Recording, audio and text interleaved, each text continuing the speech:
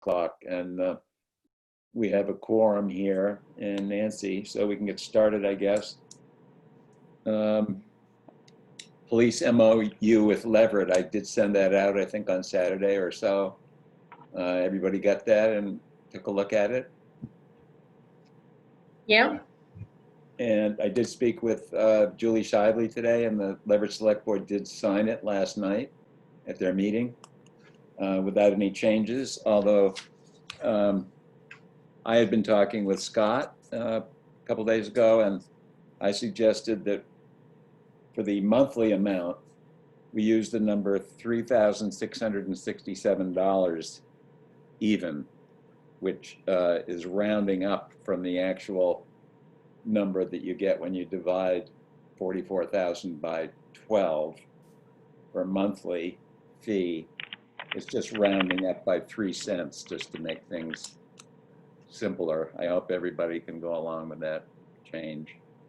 And so the Leverett Select Board did put that number in, and they signed it. And I'm hoping we can do the same thing and have this all accomplished by October 15th. But any thoughts on the contract? It looked good to me, and I'm fine with the number change. Good, thanks. I agree. Okay, thank you. In that case, I would move that we approve this MOU with the town of Leverett to provide police services essentially through the end of the calendar year 2020, by which time we hope to have a more complete agreement with Leverett. I'll second. Second, any further discussion? In that case, we can vote on it. All in favor? Aye. Aye. That's unanimous. I'm sorry if I missed it, but is Liam taking notes tonight? Yes, he is. Hi, Liam. Okay, I'm thanks for that. recording And too, just, you know. Nancy, I believe you have a copy of the agreement. Yes, is that monthly charge correct in the agreement, or do you want me to change that before I print it? Well, actually, in the agreement that I sent, the monthly charge is blank. Okay, so that was 3367? No, sorry, 3667. 36, okay. $3,667 exactly. Okay, I'll insert that. Yeah, if you could insert that, and then we can sign that tomorrow. And then Leverett has a signed document, so I'll actually switch the documents at some point. So we have a copy signed by them and vice versa. I'll talk to Margie McGinnis about it and exchange those documents so we have a complete document for each town.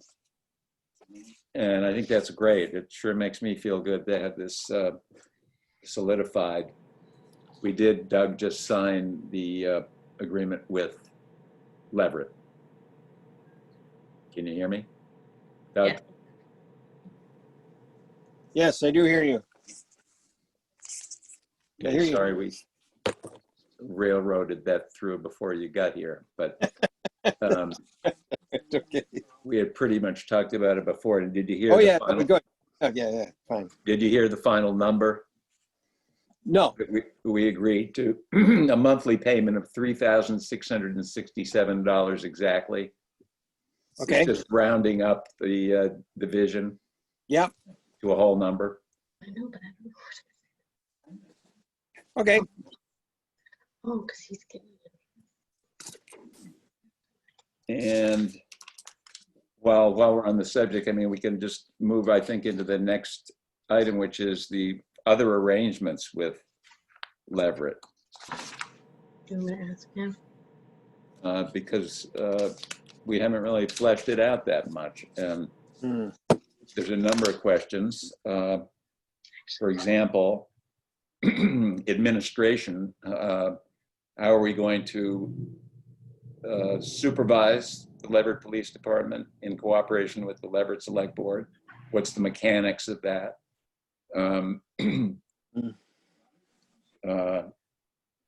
should we have a select board liaison with the Leverett Select Board, one person that can talk to another person on the Leverett Select Board to respond to quickly to anything that needs to be responded to quickly. I mean, I'm doing that at the moment and I'm happy to keep doing it, but maybe we should formalize that and have someone else do it on the select board. The Police Succession Committee is a really great committee that Michael Edwin helped organize. There's a bunch of younger folks on it, which is great. And I think maybe we should think about turning that committee into a police policy committee, if they're interested, especially for the first year or so, to try to help with the integration with Leverett and the administration of it. And that's just one thought that I had, but I think it'd be a good thing for the select board to think about it, and interested to know your opinions about that. Question of a meet and greet. Do we want to have one with the Leverett department again soon? And I think folks wanted us to approve the update, which was written by the Police Succession Committee, which is an update on the police situation. Did everybody see that? Yes.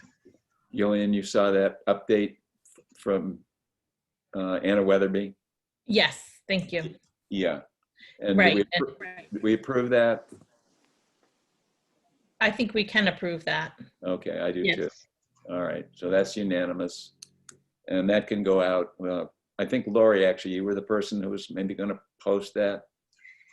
I'll put it on the website, and Gillian said she'd put it on the listserv, right?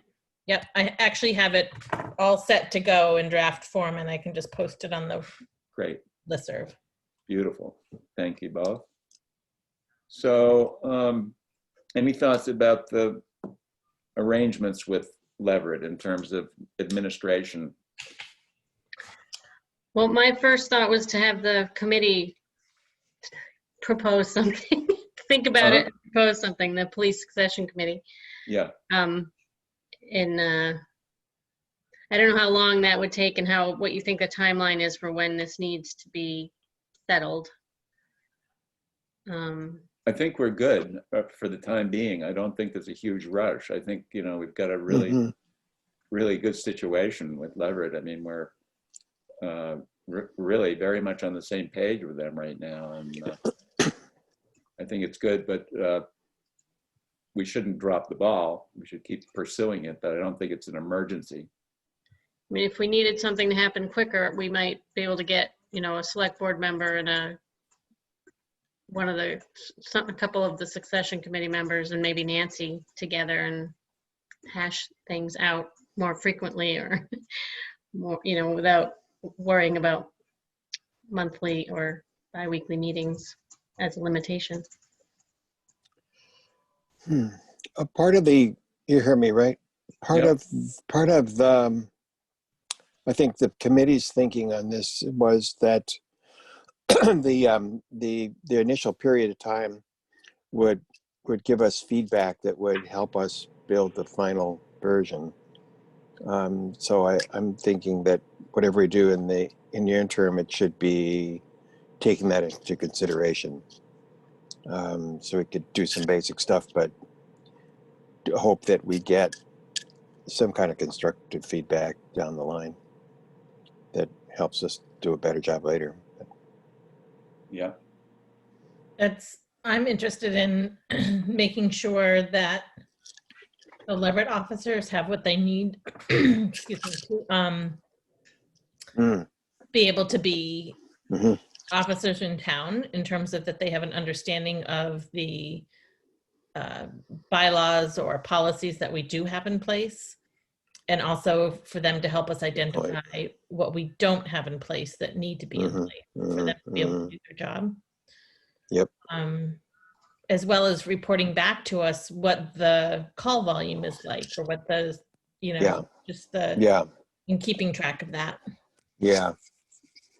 Yeah, clearly their experiences would also be a piece of what we would be using to make a better working document later too. Yeah. Well, that's a good thought, Gillian, and you mentioned it, and that makes me think, well, maybe we should be talking to Scott Minkler about that, and have a meeting with him to discuss how to do it and what those needs might be. And maybe the context for that is the police succession committee, because he has been showing up at those meetings. And you have also. Right. So maybe at that next meeting, we could start to talk about those things with him. Okay. The other thing too is even like, do they have the keys that they need to access certain buildings? Do we want them to have access to those buildings? Like that kind of. Yeah. Oh, yeah. Yeah. They, good point. yeah. They should. I Should think. I master can't key. see why they wouldn't. Yeah. Right. Yeah. Yeah. Yeah. Good point. And Ed was slated to meet with Scott sometime in the last few days, or maybe tomorrow, to do the final exchange of. I think Ed has some things to give to Scott, property that belongs to the police department, and that was going to happen. And that also would include Ed turning over the keys to the police station and the police cruiser to Scott at that point. So I think that's happened. I also did speak with Doug Smith last week and with Scott, and they were going to meet. And I encouraged Doug as much as I could to please stay on in any capacity you can, because he would be a great asset in terms of Leverett learning about Wendell. He would be a great one, I think, to ride around Wendell with a Leverett officer and meet some people. And so I did encourage him to do that. And you notice that in the memorandum of understanding, there is quite a bit about the treatment of the current officer. Essentially hoping that he becomes part of the Leverett Police Force, which might be a great thing. And it was one of the first things that Doug Smith said to me, was that he would never work for Leverett, but that could change. And I also was fascinated by the part in the memorandum of understanding where at paragraph 3, where it says, until such time as the Wendell officer becomes an employee of Leverett, the Wendell officer shall retain the status of a Wendell employee and be deemed to be in service to Wendell under any and all applicable authority for the maintenance of a police department and provision of police services by Wendell, including performance of police services in another municipality, including mutual aid. So in a way, that sort of provides an opening for him to stay on board as a Wendell employee, as a police officer, without joining the Leverett force. But that's a fine point that would have to be really worked on. Just a thought that occurred. Yeah, the mechanics and finances of that would have to be thought through. Yeah, it probably But complicates it that. might be possible. Yeah. Can I ask a question, just because if this is something that I haven't learned yet, is how are the police officers currently paid? Just when they respond to, kind of like the fire department, when they respond to a call? Well, the chief has a fixed salary. Yeah. But I think otherwise that's the case, right, Doug? That they just are paid on an ad hoc As far as I know, that yes, Ed has a budget for that for expenses, and that what that expenses is paying officers by the hour. And that's if they submit their time. Yeah. As far as I know. Okay.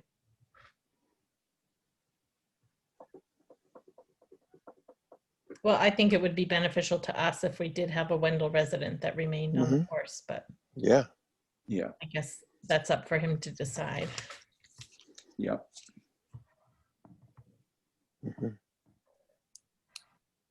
I would be interested in finding out as Scott reviews our bylaws, where he would, encounter differences or, idiosyncrasies that Leverett doesn't have, and then depending on what those are, then how they would work with the officers to understand those differences. And I don't know how many differences there might be. There may not be very many, but I don't know.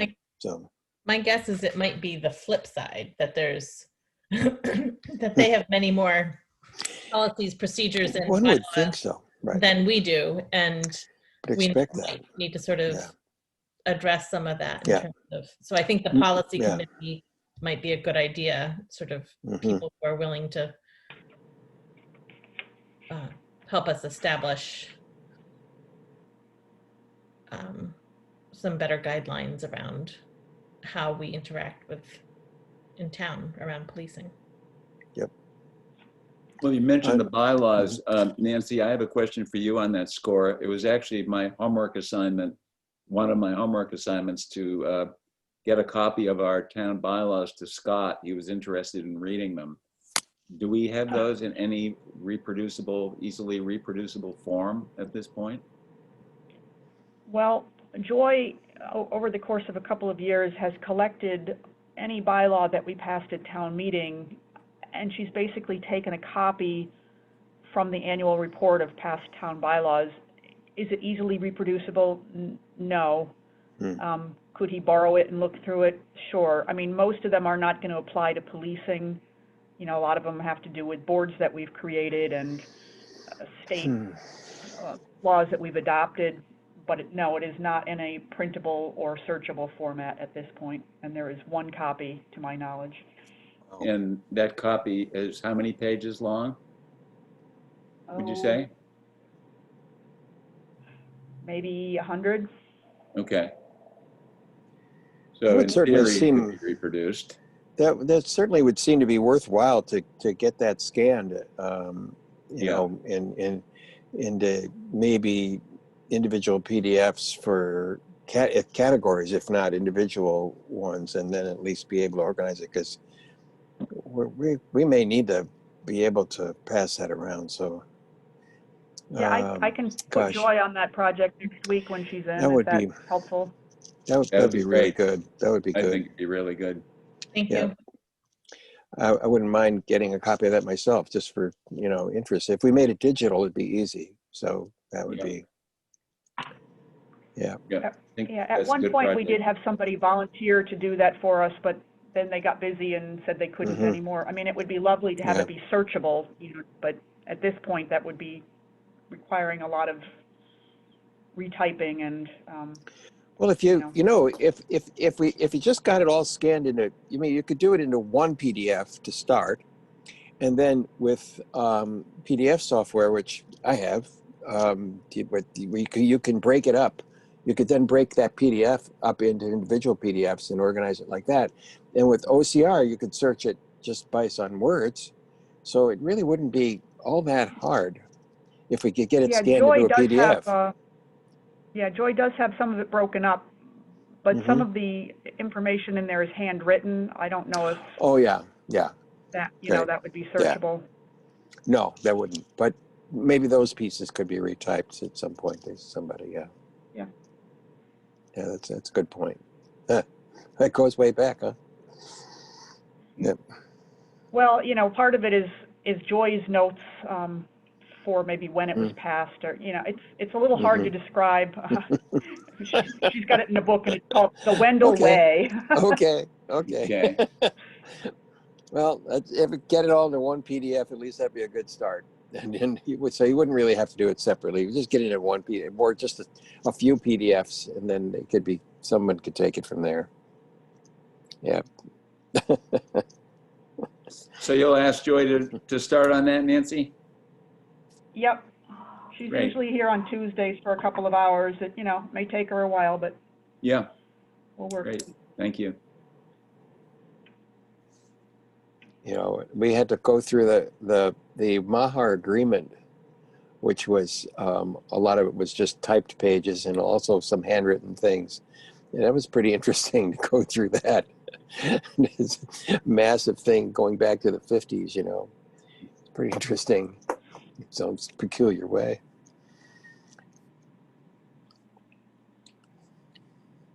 I think we've covered a lot of the police arrangements. One question is, in terms of things that are coming up soon, a meet and greet with the Leverett Police Department. Do folks think we should try to organize something like that while the weather is still relatively benign? Where Scott did volunteer, since he couldn't be a first one, to come up and meet with whoever in the public wanted to meet. Could do it on the town common. Yeah. Yeah, it's Yeah. getting really late. You could try it on the common, maybe, you know, in an afternoon. You'd have to do it real soon if you're going to do the outside one. But a series of Zoom meetings wouldn't be a bad thing either. You know, just maybe on a regular schedule for a couple of months where people know they can have Scott and maybe Julie and a couple of us they can log in and talk Okay. about what their issues, and that would be good. That was, you may remember, the recommendations that we got from the other towns that had done this was to have a lot of meetings and give people a lot of opportunities to, you know, to have their say about what their concerns were. And that seemed to help. It's a tough time to do it, but yeah, do what we can. So what's the thinking, like Laurie and Gillian? Do you think we should focus on an outside meeting or Zoom We're or gonna squeeze it in. Both. Yeah. What do you, I guess, one thought is, what do you think in terms of announcing it? What's the minimum amount of time in terms of if we can announce it tomorrow? Well, so we need to organize it, make sure Scott's available, Yep. and get an announcement out. So it does seem like a tight timeline depending on the weather. Yeah. But I mean, I think it would be fun and good to have an outdoor one, but maybe Yeah. maybe we can be ready to not be able to if it doesn't work out. If the timing or the weather doesn't work out, and plan several Zoom ones too. We could say that it could be a Zoom meeting if the weather didn't cooperate. Mhm. But I do think that attempt to have it be in person, I think, is important. Okay. That's good. Before the election? That's maybe too Yeah, tight. no, well, you know, you can't, you're not going to get everybody every time, you know. So even if you were trying to put something together for this Saturday morning or the following Saturday morning, and you just said, you know, for an hour, you know, bring your own chair, whatever, you know, and Scott and Julie would be there, and a couple of us, and if anybody comes, they come, and if they don't, it's okay. You know, I don't think it needs to be a great big deal. Be nice if we had a little table with some coffee or donuts or something, that we did it in a way that was COVID safe. But I don't think we have to make it a bigger thing than it needs to be. What about the It's my sense 24th, anyway. the afternoon of the 24th? Yeah, that'd be terrific. Yep. Okay, the 24th. Like at 2 o'clock or something? Yeah, if it's going to get warm, that would be about the time it would be. 24th, Saturday. That is Scott Saturday. can do it. Okay, well, let me check with Scott and Uh-huh. I'll get back to you all. Okay. If he can make it, we'll do it on Saturday, the 24th at 2 o'clock on the town common, Like 2 to 3:30? 2 to 3:30. Sounds good. Great. And then what about the Zoom meetings? You want to do those on a regular basis, every 2 or 3 weeks or something? Yeah, something like that for Sure. maybe 3 of them on a regular schedule or something. Yeah, And what's a good time of week, of day for that? yeah. I don't know. Those of us who go to meetings all the time aren't a good gauge of that. what Yeah. What do you think other people's? What are other people's think? Maybe it could good time? alternate like we talk about with the town meeting. You know, we have one on a weeknight, then one on a weekend, and then, you know, alternate. One in the morning, yeah. We could call it Coffee with Chief Minkler. Yeah. Zoom, bring At your own home. coffee. Have your coffee at home. Right. Bring your own coffee with the chief. Yeah. Why don't we ask him when there's some good times Yeah. are for him? Yeah. Okay. Good idea. Good Okay, idea. I'll do that. Yeah. There's a variety of times, that and people who are interested will be able to connect at some point. Yeah. Yeah. Good. Good idea. Well, that's pretty much all the items I have under police arrangements. Obviously, we're kicking some stuff down the road that we're thinking about in terms of administration, but that does not need to be decided tonight. Is that something the succession committee are you guys still meeting? Yeah. We And are we- meeting, we're Yeah, meeting next week, and that's on our We have a agenda. meeting Okay, Monday, so right? you'll So, start talking about that and, Yep. And come up with some sort of a recommendation. So the next thing I have here is COVID CARES Act application round 2. yeah. Yeah, Now- can I just suggest, I think I see our tree warden is on the line. I think that's Miss Tree. Oh, yeah. Oh, I think Gillian, you had asked, or Lori, I don't even remember, for him to come in and talk to us. Maybe we Yeah. could do that, that was Yeah. me. let him go. Good idea. Mystery, hello. I How's can it going, rename everyone? Hi, I'm Cliff. Mystery to Cliff. Hello. Cliff. Okay, Cliff. Thank you, Cliff, for coming. Hi, Cliff. The mystery's been divulged. Hi. Mystery. Mystery, yeah. I hope everyone's having a good night. This is kind of nice to be listening in on kind of meetings and stuff. This is a beautiful opportunity. So thank you for the invite. I guess kind of what needed or I wanted to talk to you folks about or the town about was the tree warden position and the responsibilities have a relatively limited budget currently. And I think due to climate change aspects of things and adding salt to the roads, we're having a lot more tree issues that are occurring at a quicker rate than what we've maybe had in the past. Right. And so there was, I think, talking about, or there's been this going back and forth for the last few years with Corinne about having the tree warden, I believe in New Salem, coming up and doing an assessment who, he's very qualified to do so and has been doing so for the electric companies and some other towns because this is where his training really specializes in. I could do a half decent job, but I think he would notice things that I don't. And so I think that kind of where I'm at right now is with our limited budget, that it almost makes sense to come up with a list of, most essential trees that need to be addressed and come up with a budget, because I have a feeling, or I believe that our town is going to need to invest more money than the current $5,000 a year that it has to do tree removal. And I've actually had to kind of, I don't say turn a blind eye per se to some people who've called me with tree issues, but having to make a judgment call on safety aspects of one thing or another, but also, if we take 2 or 3 hazardous trees down, that's the entire budget for the year. And so really need to allocate those resources appropriately is essential for the safety of our town and, and houses and everything else. Maybe less so the houses, because those are usually further from the road.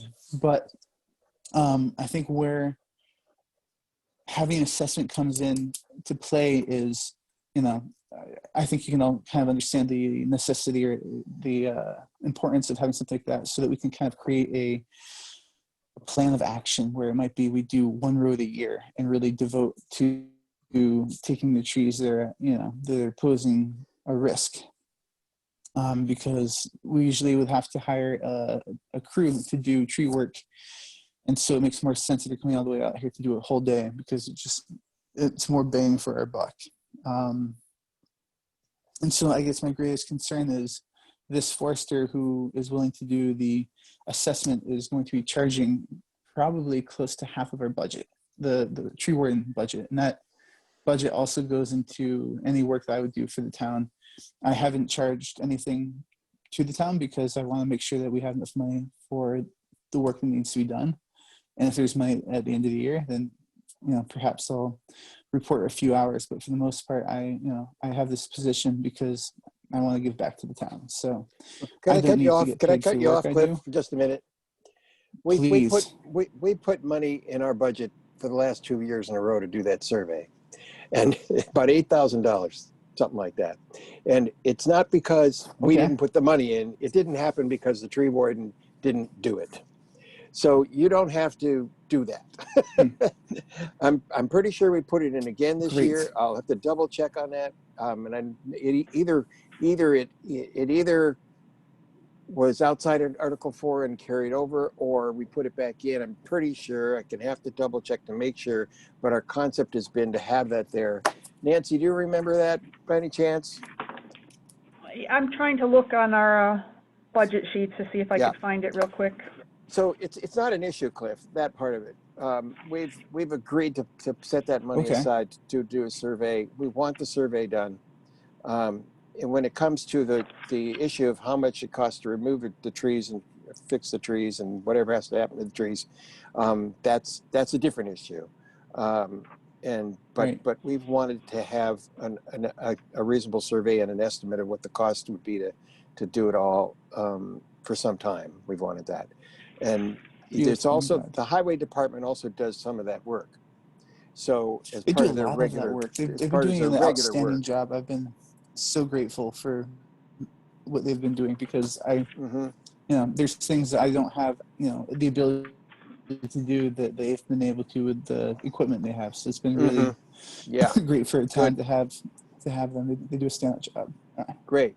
Yeah. I'm actually going to meet with the highway chief in a couple of days again and kind of come up with a better plan because one of the issues I've been running into is that there has been no real instructions for how to go about my position.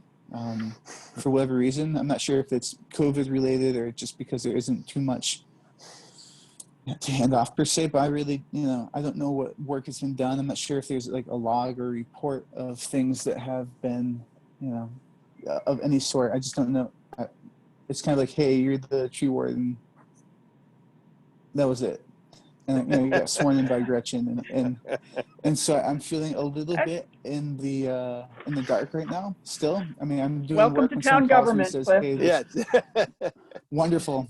That's why I love Wendell. Cliff, Kind of it make can up as we be. go, It could but probably be what you want it to be. I think there's support for it to be done, and it's been a position that hasn't been really attended to in the way that it needs to be, and it's like we talk a lot about not having money for this, not having money for that, but part of the reason we talk about that is because we want to save the money we have for the things that we really need to do.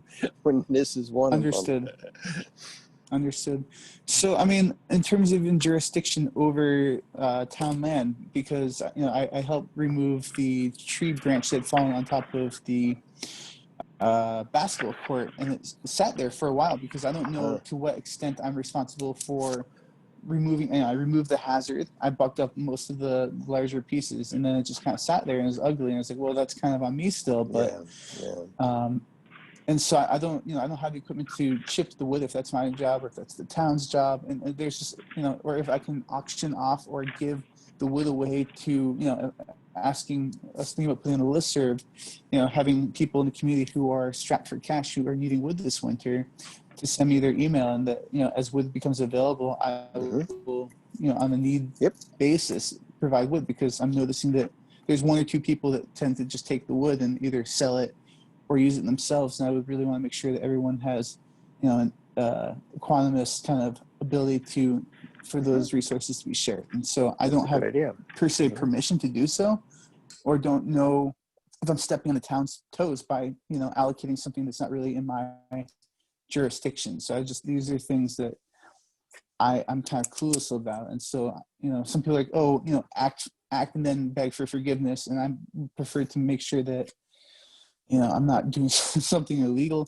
or whatever that someone's getting mad at me. I like people to be on my good side. So, or for me to be on people's good side. So Cliff, I think that I would. Yes, I think sir. that as the tree warden, you have jurisdiction over all the trees on town property. And that would include the library, and it would also include the rights of way of all the highways. Right. So if Right. you have firewood that you need to clear out and you have people that you want to give it to, I think that's your authority to go ahead and do it. I Yeah. mean, the rest of the board can chime in on that, but that's certainly my opinion, that the tree warden has the total and complete authority to dispose of that wood any way he or she would like to do it. Yeah, I just want to clarify, since we had talked about this with that tree, we don't necessarily want people coming onto the property to cut up and get the wood themselves, right? Because there's liability issues there. Mhm. But Of course. you can get the wood yourself. And then I guess I know what we did with that tree is Anna, the librarian, had Matt Edwards, he hired Matt Edwards to take it away. So I guess the question there is, first of all, is it Anna's responsibility or Cliff's or both, or, either? And then what budget does it come out of? Is that a tree warden budget, or is that a grounds upkeep budget? Yeah, from my perspective, it would be a town properties budget issue, not the libraries.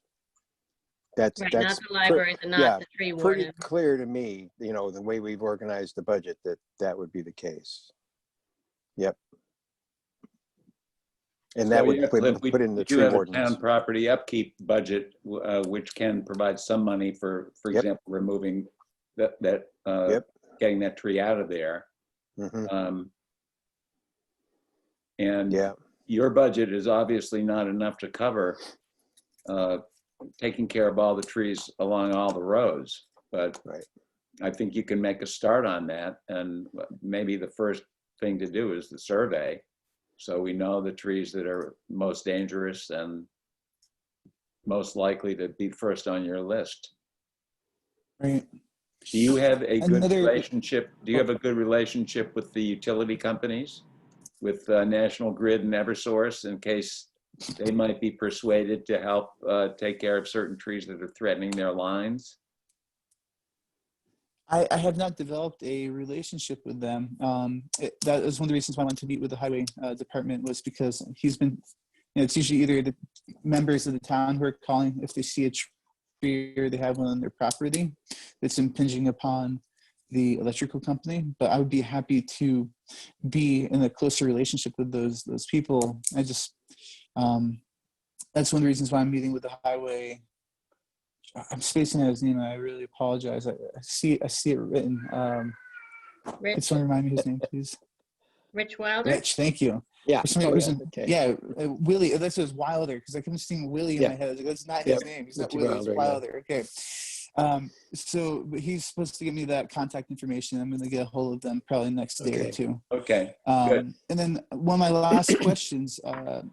So basically, I'm using my own equipment, and so within that budget, would it make sense for me to be purchasing a chainsaw for, for the tree warden and things, because what the town pays me is I think $6 every 2 weeks or something, and so the amount of wear and tear that I've ever put on my chainsaw and gasoline and fire oil and stuff, that if my chainsaw breaks, that's my entire payment for the year goes into fixing something that I'm using for the town. So I'm not sure if it makes sense, or if I don't want to spend the money frivolously, and at the same time, my chainsaws to take care of my home. And so if I break it and I don't have a chainsaw for the things I need in my own home, it's kind of a strange predicament. I'm all about giving back to the town, but also not putting myself out. So I'm not really sure what makes sense or what's appropriate. So if I could ask a couple questions here that might help a little. So, by the way, I'm Doug Tanner. I'm the chair of the finance committee. I don't know if you knew that, Cliff. I did not. Hi, Doug. I believe that the way that we did the money for the survey to begin with was we bumped up the town properties budget so that Nancy could pay the bill. I remember that now. Okay. So we did. And I can't remember if we continued it at the same level this year to include that money, but irregardless, that's the primary resource where that should probably be looked to. We have some ways to supplement that if we have to.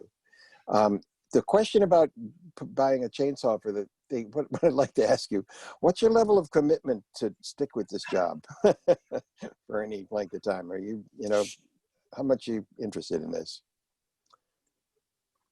Well, I think that I want to see kind of how the year plays out before I commit to anything in the incredible long term. But I mean, we're looking at buying the house that we're renting currently.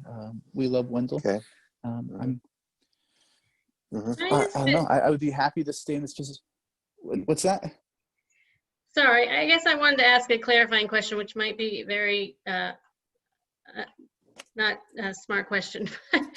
I guess, thinking of Corinne as our last tree warden, is the tree warden supposed to be out cutting up trees, or is the tree warden just supposed to, be monitoring and hiring people to do it? Because I know there's always insurance issues and liability issues with who actually is doing this work.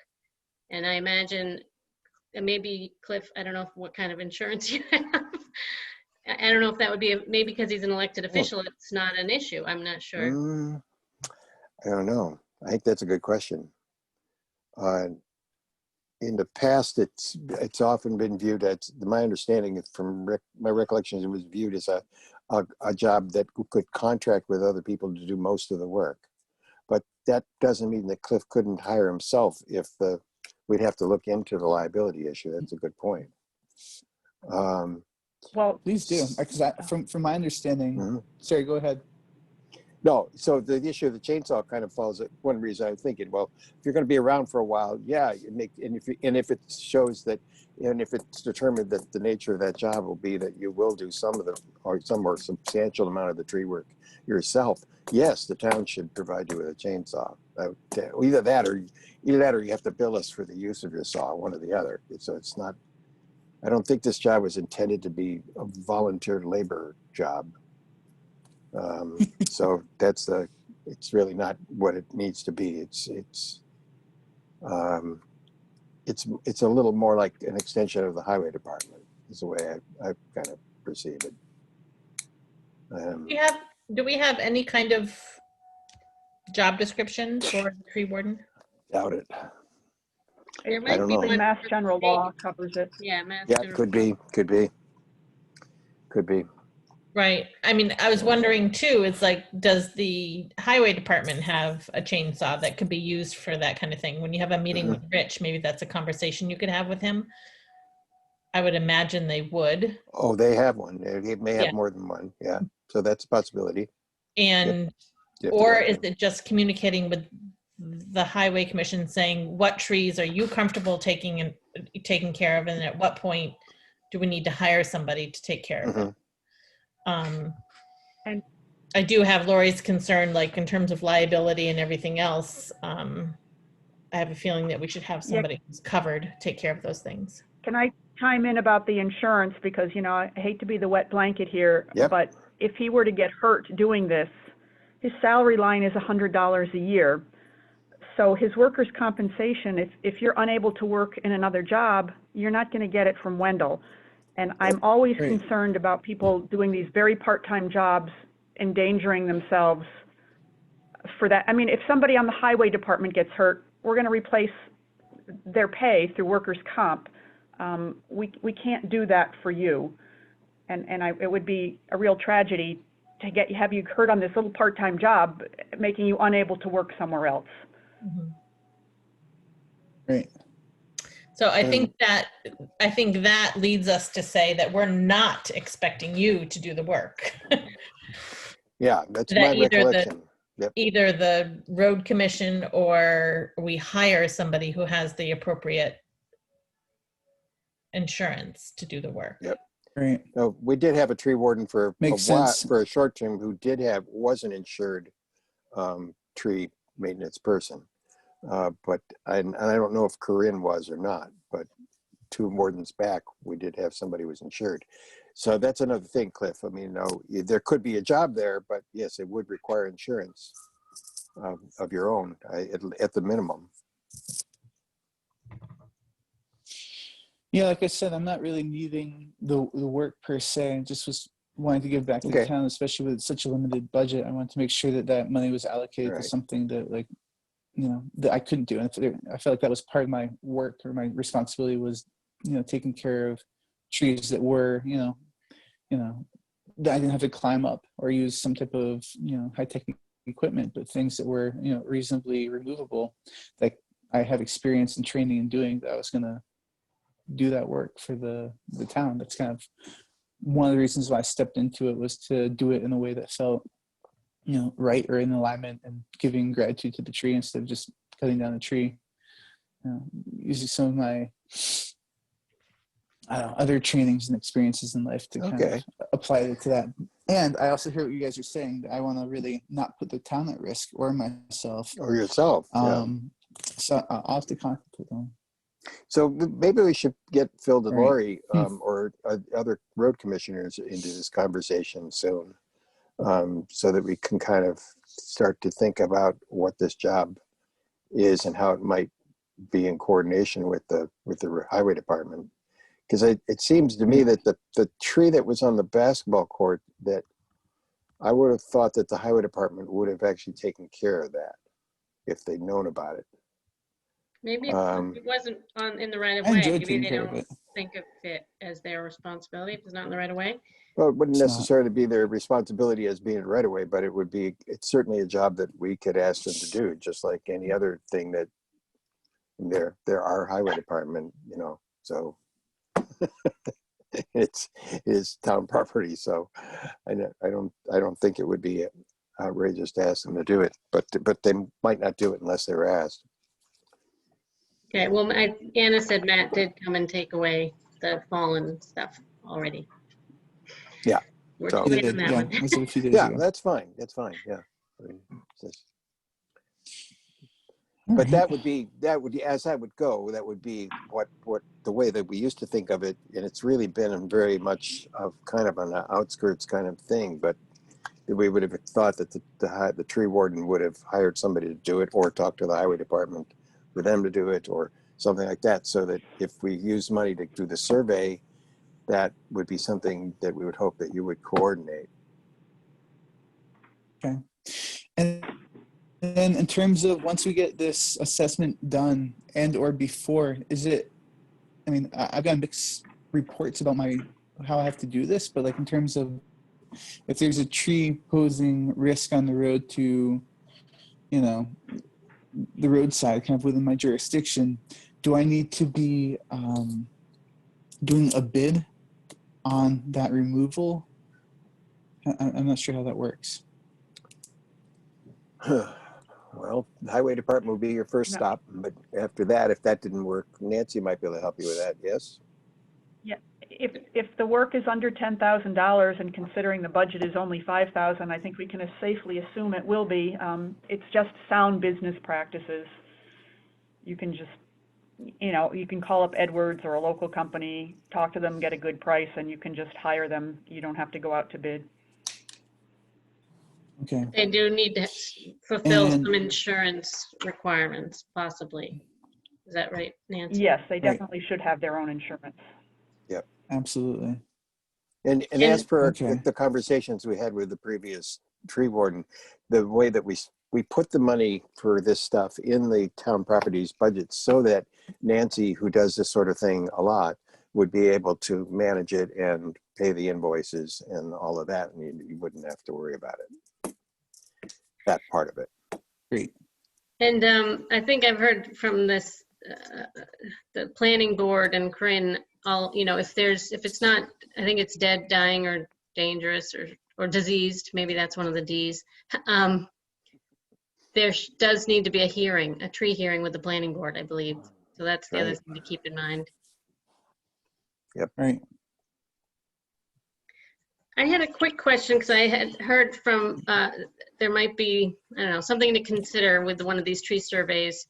I'm not sure exactly how it works, but there was a concern that if we assess the trees and sort of, I don't know if this is how it works, but if we would label them as maybe this is a hazard or this is a dangerous tree, but we can't take it down quickly, then that's adding liability to the town. So do you know if that's Yeah. how this works with the assessment? If it's going to assess the whole town and mark hazard trees, but then of course we can't take them all down at once, so it would possibly. I think what we would do is, you're correct that I believe it's a 6-month period that if a tree's been flagged for more than that period of time, then whoever flagged it is liable if it falls, basically, if you're not removing it. So I don't know, logistically, if we can flag it in a book or in documentation that is accessible on the town, as long as it's not, directly on the tree. I don't know, if that's a loophole of sorts, so that we can map it out. But I think as soon as we put tape around it, that's for sure. Just it's an indicator of sorts. I'm not sure how to find out that information. I'm sure it's somewhere. So I Yeah. think in New Salem, our insurance company said if we have a tree survey, which is basically going down the roads, and not necessarily flagging the tree itself, but putting it in a list and then prioritizing the most dangerous trees. And as long as we can show we're working towards removing those trees from the most dangerous first, that would greatly reduce our liability. And in fact, the insurance company would give us a little bit of an insurance break for doing this survey. Sounds good. There you have it. So it does sound like it's the first priority is to get that Okay. survey done. We've wanted this for 2 years. I was going to say, I feel like that's been the truth for a while. Does All that right, so answer then most what of your would be the next questions, step? Cliff? I guess is just me. Yes, sir, it has. Absolutely. I guess the next question is, do I have permission to go ahead and contact this tree warden / tree surveyor and schedule a time to do this work with him? Yes. Yeah. Is this Calvin Layton? I have to get that information from Corinne. It sounds familiar. I have I something. can have He's not that our email tree somewhere. warden. Let's see. Oh, I have something from Corinne that says David Hawkins. I asked her for the That contact sounds even more better. information, but Let's see. that's all she gave. Okay. So I don't know if It that's, sounds like the select board would have to get information, in advance of the hiring, just to, get an idea of the total cost, or an estimate of the work, and a little thing of the scope of it, and that sort of thing. I can give him a call maybe tomorrow. good. I'll reach out to Corinne and get his information, and then I can ask him for what he would need for that assessment, and I'll report back to whom? Nancy? Yeah. Sure. So, Sounds good. If I did Okay. find, there's a masstreewardens.org Yes. website that looks like it could be helpful. It is. It has a lot of information in terms of jurisdiction, everything that I'm unclear about in some ways, but I'm just not sure about in terms of our town if we had other bylaws or regulations or protocols, just because we're very tree savvy here. Most of the other towns are kind of they don't appreciate trees as much as, or protect their trees as much as we do. I think we take kind of pride in that. So I just want to make sure that I wasn't making assumptions prior to really doing my job in this fullest. That's Thank you. that's wise, Cliff. And thank you for stepping up, Cliff. We really need this. yeah, thank you. A pleasure. Really It's- appreciate it. It brings me a lot Really. of joy to give You know. this to the town. I've been looking for some way of giving back, so this feels Oh, like that's great. a good first step. So my pleasure. Great. And thank you everyone for your time. I appreciate Thank you it. very much for doing it, Cliff. You are my pleasure. You're welcome. All righty. Well, everyone have a good night. And I guess is this a good time for me to sign off? Sure. Thank you, Cliff. Of course. If there's any other questions, everyone's welcome to email me or whatever, but I'm available. I'm here. Thank Thanks. you. Of course. Okay. Okay. Moving now. Did we cover COVID CARES Act, Nancy? I don't think so. That was the No, other FinCom thing, right? We didn't, yeah. So I think it was Gillian that asked me to put this on here. I'll give you everything I know, my 2-minute spiel about COVID CARES Act. The federal government gave every state a pile of money, and then the state has allocated that money based on population. So they've allocated about $79,000 for Wendell, but that's not to say we can have $79,000. That's the amount of money that's available for specific costs that we incur. In the middle of June, we had to estimate our costs through the end of the fiscal year, which we did, and then midway through September, we had to actually put in what we had spent, which was much less than we had estimated. We threw a lot of things out there saying we might do this, we might do that. Most of the money we've asked for the first round, and I believe it was about $14,000, $13,000 of that was for hazard pay. I'm kind of operating blind here. I haven't heard from Brian if we've received any of this money.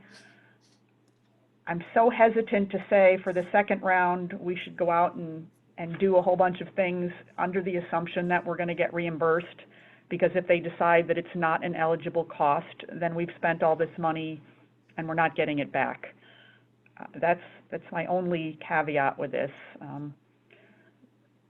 We haven't spent a lot on supplies or equipment. I believe when we run out of money that the FERCOG is given for our public health nurse, if we need to spend more money on that, that would be an eligible cost. But at this point, I don't think that's come close to expending their money. Swift River School has asked for $3,500 from each town through this to put in some kind of air handler. You know, I've gotten sort of verbal okays that this is a good thing, but I did tell him, you know, we've got a verbal okay. If we put in for it and they say no, the school has to be able to absorb this cost. So that's all I know about this. I've been really wrestling with this for a couple of months in both towns. New Salem, it's a little worse because they've spent more money on actual supplies, so we have to fill out a FEMA form in addition to the COVID CARES. And of course, they all are different forms. They want different information. And nobody is available to answer your questions, or they won't return your phone call, or they return it 3 days later when you've forgotten what you asked for. And I It's just, been interesting. can you hear me? Yes. Okay. I don't have my cash book here in front of me or my folder, but I do know that we received $32,000 in change. That was, Okay, so that's what we had. Yeah, that's what we asked for in June. okay. And then we only spent 14,000. So we are going to have to give back what we don't use. Okay. Yeah. Under what deadline? What's the deadline? That's kind of a moving target. Oh.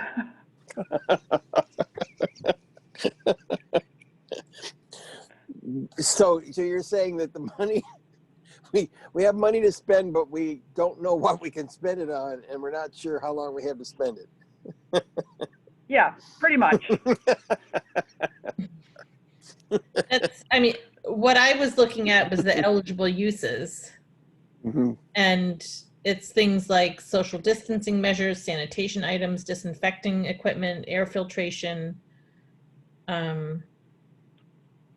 Well, it sounds like the Swift River air handler would fit. Yeah, in. it sounds like that'd work. Yeah. Yeah. Yeah, and we Yep. should check in because I just heard recently that that's looking much more expensive than they initially were hoping it would be.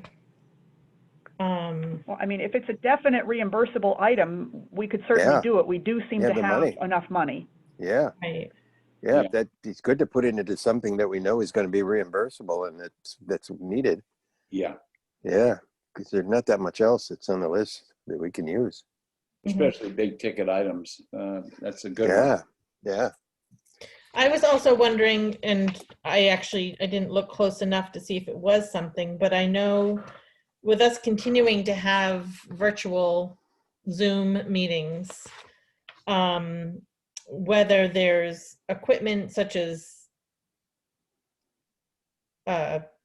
computers that, or cameras or something that support that virtual meeting process,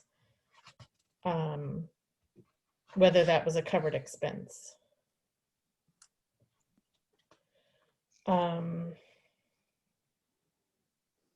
The other thing too that it talks about, municipal program dollars can be used for costs related to food insecurity.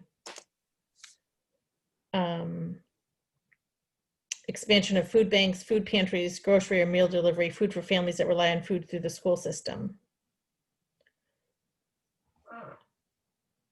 And I don't know, it might take a couple of us looking at it to see whether there's things that we want to consider just in terms of supporting the community, that whether it's the municipality or the community as a whole. Josh, you have your hand up? Oh, we can't hear you. Can I do that? All right, I'm trying to let Josh do it. You're muted. I'll try to, should I try to? Okay, William's telling me not to do it. I know. There we go. There it goes. Katie suggested microphones and sound systems for outdoor meetings. I'll mute myself again. Thank you, Josh. I think Anna has her hand up too. Is that Anna? Yeah. Hi, I was just wondering, I don't know the specifics of this, but we've, in the assessor's office, had reduced hours from our administrative assessor or due to COVID, and the working assessor has been doing a lot more extra hours. I don't know if that can be considered a COVID related expense, but it is a expense that we're seeing in our office. Well, it can be added to the list. And Right, Carolyn, all that sick time that all those policies about sick time and hazard pay, did that get added onto this? Or Nancy, do you remember? The hazard pay went through, and I think that will be reimbursed for that. But I don't know in terms of the other stuff. I did, when Nancy was putting that report together at the end of June, Joanna's, let's see, her sick time and her reduced hours minus, it got complicated because of, she was also receiving unemployment, and I didn't get the unemployment figures as to what she received from there until starting in August. So that's been a bit of a moving target. So there's some, but there's not going to be a lot just because of the difference between what unemployment was paying for her reduced hours and what she actually is being paid.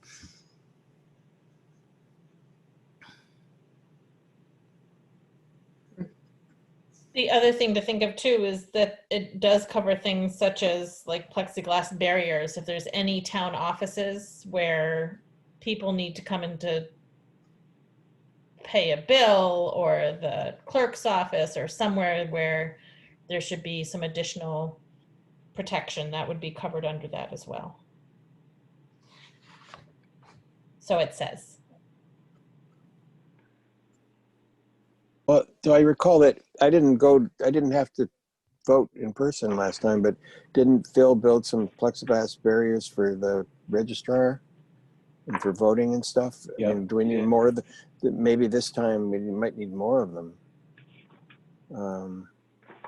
That's something. Right, for voting and. Yeah. I wonder if Gretchen needs one in her office, right where she, right where she works. When people come in to get their signed in on for registration and for doing jobs and stuff that I haven't done. Raise your hand. That thing.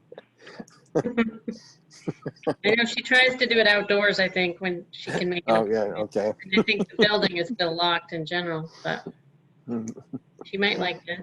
And those barriers are movable. They've also been paying for the Zoom subscriptions. We're getting reimbursed for those. One of the things we had on our initial request was the auction ad that had to be canceled when we changed the auction, and they said that wasn't eligible. We couldn't put in for that. How about the benefits for the assessor that she's not working enough hours to get, Carolyn? I wonder if that could be reimbursable, because it's an expense we're paying that is fine that we're doing it, but it's caused by COVID having to do it. Yeah, I don't know. I mean, I can certainly put together what those numbers are, but And since we're paying for it anyway, that'd be a great thing to submit. okay, I will put that together. Why not? It certainly is So what COVID I related. need There's no by doubt about that. I think by the end of October, we need to estimate our costs through the end of December. And this is like the same deal. We'll get the 32,000, then we only actually put in for 14,000. So I'm sure they'll keep track of that. They're going to give us the money, but what we don't get back in justified costs, we will have to return. Yeah. Okay. Yeah. So anything that we have to spend money on anyway, that might be reimbursable, is great to put in. Right. Right. Nancy, can you reach out to Bruce Turner too to ask about those expected additional costs for the ventilation? Sure. Thanks for doing all that, Nancy, holding that together. Yeah. Yep. I hope it works. I don't know. We'll see. Well, it's a lot of money so far. It's definitely worth the effort. Right, and at this Even the point, 14,000. at this point, it sounds like it could be money that's going to be spent anyhow on some of these things. Yeah. Yeah. Okay. So then we come to 40 Gate Lane. Okay. Probably don't need me anymore, right? I did email Joan. What's that? You don't need me anymore, do you? Unless you wanted I to don't weigh think in on the farm tax. Oh, we're going to talk about the farm tax? Yeah, sure. I'll wait for that. Well, we can move that We up. can do that now. Yeah, I'm just gonna, Jake wanted to be here too, so I'll just let him know. But we don't have to wait for him. He was just gonna listen in, I think.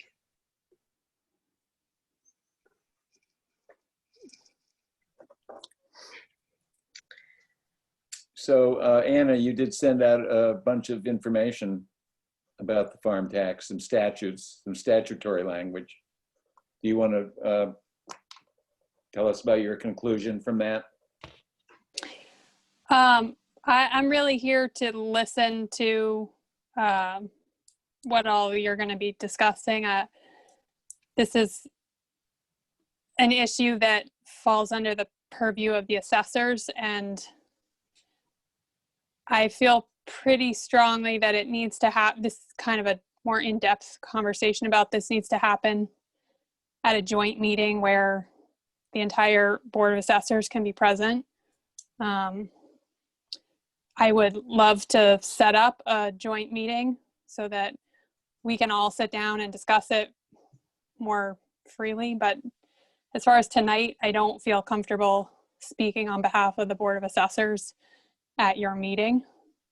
Okay, that's fine. Please do set up such a meeting. It's a good idea. Okay. I'd also welcome the FinCom to be at that meeting as well. Sure. Yep. we definitely would like to participate in that. Yep. Thanks. So I don't know, I think, I didn't ask for this to be on Nancy, but I just put it on as a follow-up. So just as a select board meeting topic, I was just gonna report on what happened at the meeting, which was that the assessors did vote and decide to not include loggers as the farm, in the farm exemption. I'm sorry, they had voted to not include loggers as part of the farm exemption? That's correct. Okay. So, Can I clarify that? okay, yes, sorry, I probably said it badly. We voted to follow the guidance that we received from the Department of Revenue and the other Board of Assessors, which does not, it's not as cut and dry as what Lori just said, that we don't include loggers. There's guidance from the Department of Revenue that is pretty specific as to when they can be included and when they're not included. But again, I don't really want to get into the specifics of this at this meeting. I really feel strongly that it needs to be at a meeting of the assessors, since this is under the purview of the Board of Assessors. Okay. Sure. That's fine. I appreciate the information you sent, Anna. That was very helpful No in problem. terms of looking at the differences in terms of. Do So you- maybe we shouldn't discuss any more than that. Yeah. I mean, I know there was a question about depreciation of equipment, but we can hold that off. I think if you agree that that's also something to wait on, Anna. Just Yeah, confirming. I Yeah. think just in the interest of not wanting to violate open meeting law, and I think it would be better discussed at a joint meeting. Okay. Do you have a thought about when that meeting might be? What day of the week? Time frame? I will have to get back to you. Chris is out of town for the week, so and she has some travel plans for the second half of this month. So we will put our heads together on some possible dates, and I could email you. Okay, good. Thank you.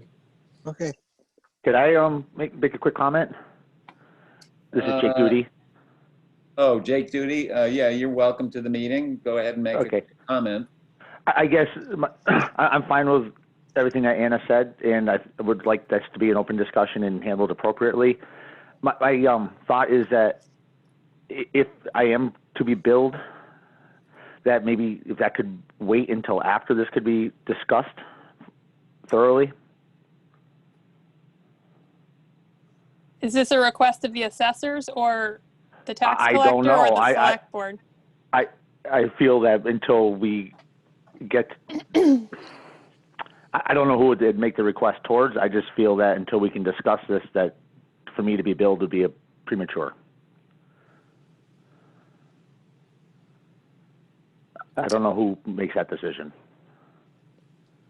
Well, the Board of Assessors isn't really in charge of sending out tax bills or collecting that tax. And I understand so that. it's not something I can speak to.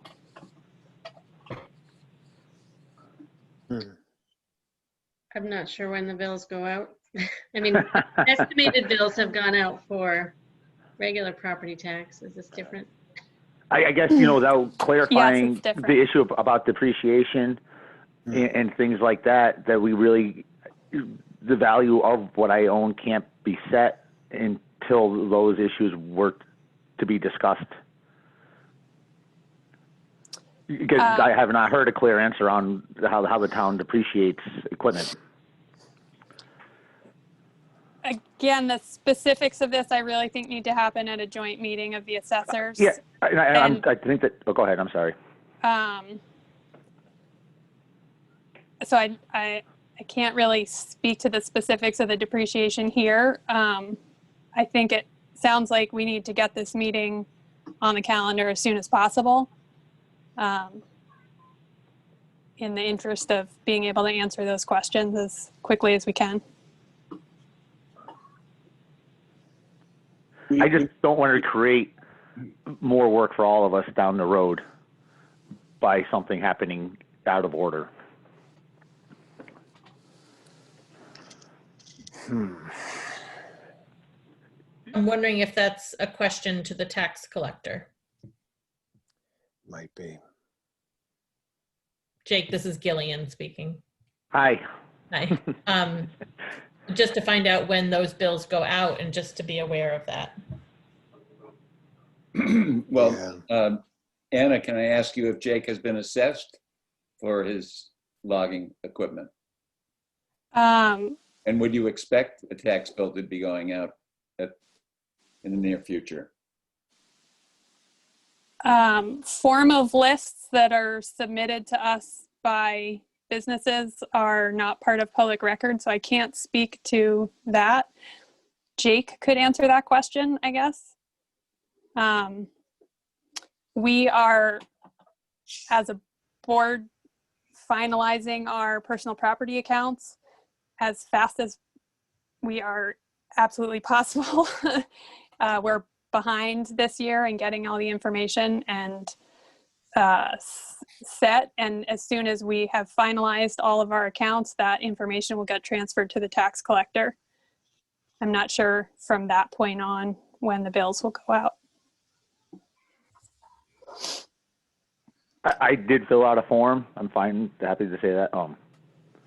I based it on purchase price and year purchased, and then it was, honestly, it was just a best guess market value. I'm not an appraiser. I don't know. Markets fluctuate tremendously. At the time, there was, I had asked at a previous assessors meeting and had not heard anything definitive about a depreciation of equipment or personal property.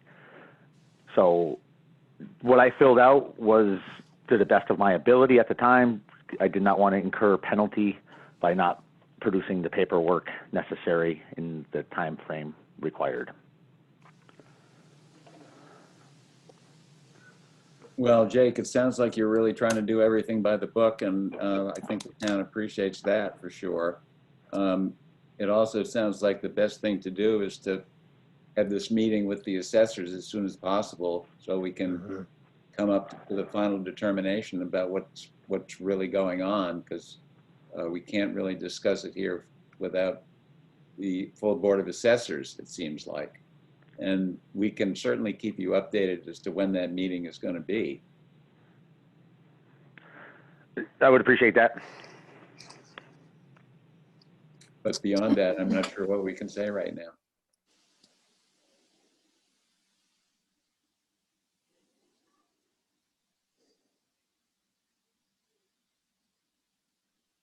Any further thoughts from the board? No, Nancy? No,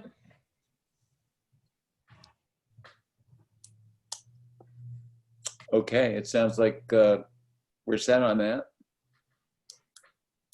Thank you, Anna, for coming. Yeah, I will be in touch with some possible dates. Great, Great. thanks. Anna, do you have internet at your house? Is that why you're looking so bright and? I do have internet. Yay It is very exciting. for you, Anna. Congratulations. Yeah, it was something to celebrate with two, kids at school and somebody working from home with, we often have 3 video meetings going on simultaneously for most of the day. So it's made a big difference. Great. Good. Good. Shared here. Yes. And I greatly, greatly appreciate having families prioritized. This was at least a month ahead of schedule from what I was told originally. So I am very appreciative of that. Good. Good to hear that. yes. All right. Okay, I'm gonna go, I guess. Thank you, Doug. Hi, Doug, thank you. Thank you, Anna. Thank Good you. night. Bye, Jake. Okay, thank you. Thank you. Thanks, Jake. Okay, we'll talk to you guys soon. Thank you. Thanks, Jake. I guess we're back on 40 Gate Lane, Nancy. Yeah, so I had emailed Joe Cuneo about the possibility of using that for a burning exercise. I haven't heard back, and I don't know if Carolyn has any other information. Well, the only information, I haven't spoken to Joe about it either because I was, wanted to discuss the property with the select board and see how you wanted to proceed. I had intended to go over there myself, but the weather on Monday was not good for walking into Gate Lane, but a friend of mine did some recon for me. And apparently the town of Wendell, no trespassing signs have been removed. And there's a sign, a picture with a cat on it that says something about, please do not kick me out of my home, do not buy this property. So I don't know whether that means there's a cat living there or a human, but someone or something is squatting in that property. And I think the town needs to take immediate measures to determine if in fact there is somebody in there. There was also a window open on the second floor. And so, but the property at least needs to be boarded up and secured so that nobody can get into the property.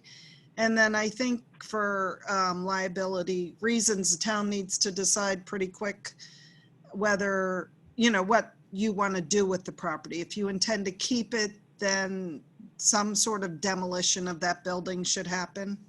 Or if, you do intend to allow it to be auctioned off, then I don't know. But we need to do something to secure the property and not allow someone to inhabit it.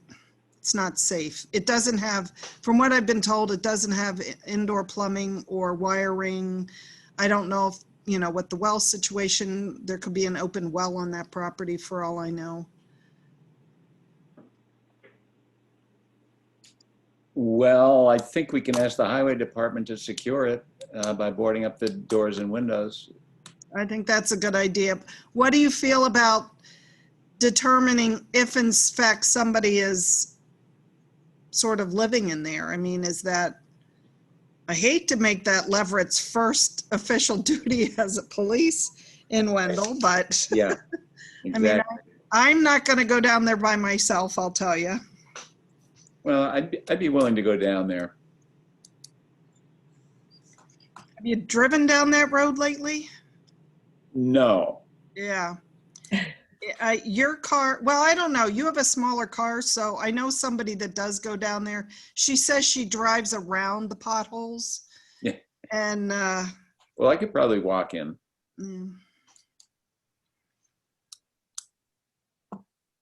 So anyway, I guess I'm looking for how the board would like me to proceed or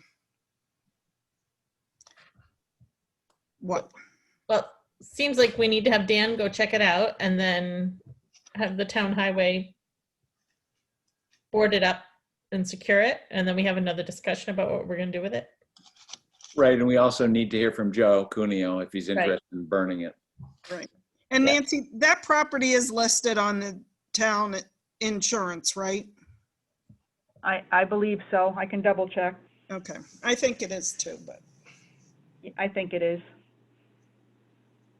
And on that note, those other three, by the end of October, can come off the list.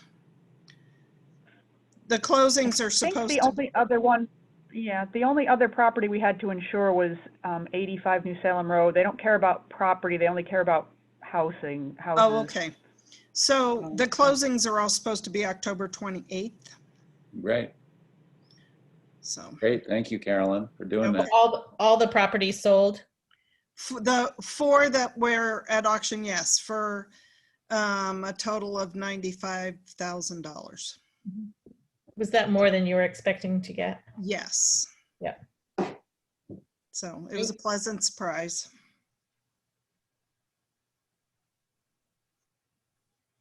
All right, we seem to have a plan on that, on Gate Lane. Speed limit enforcement, need for mailing. Yeah, at the last meeting, you discussed if you were going to have the speed limits enforced, and if you were, how to notify the townspeople. And this is something we, may not make a decision on tonight. I'm just throwing it out there from last week. Yeah.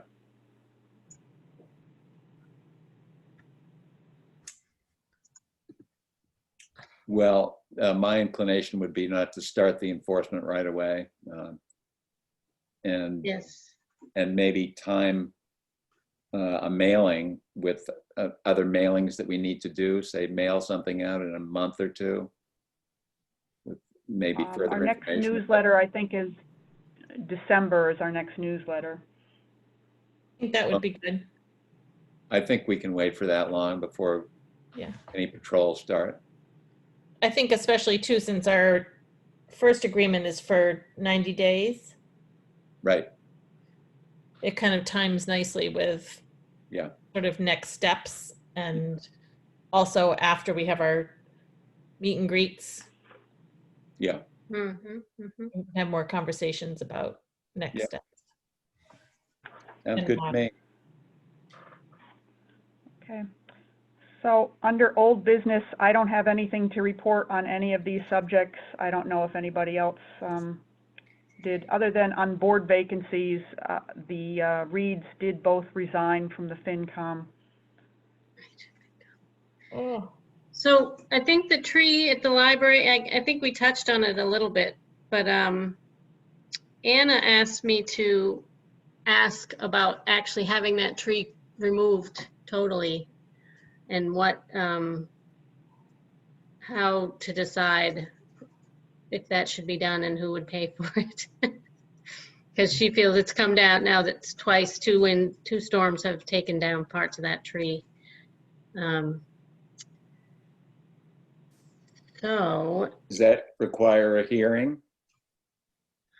well, is it only roadside trees? Like in the,